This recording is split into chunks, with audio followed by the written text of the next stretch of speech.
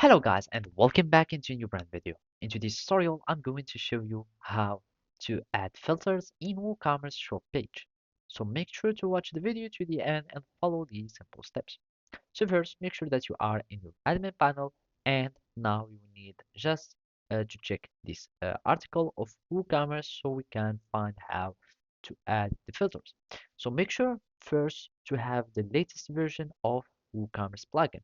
So basically you can simply go to the plugins and then you will need just to go and search for the WooCommerce and make sure to have the latest version and you will need just to update it. So as you can see, if there is a new version, you will need just to click on update now. So after that, all we need to do is just to go to the WooCommerce and basically you will have filters. So here in the WooCommerce plugin, you will have already a filter field or a filter area where you can start adding your filters. So as you can see, now we can find these filters for our WooCommerce. So you will need just to go to filters and now you can find them as you can see here.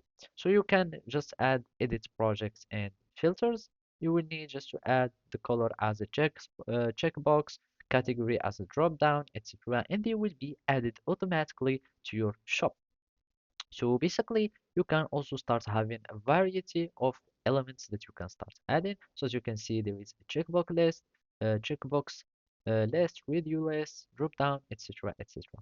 And basically, you can start just adding them, and then they will be applied into the store.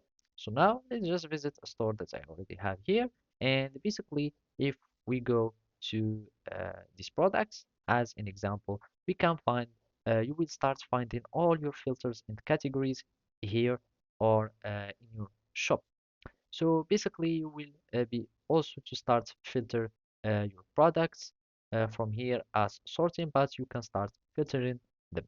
So simply, this is how you can do it. Thank you for watching and see you next time.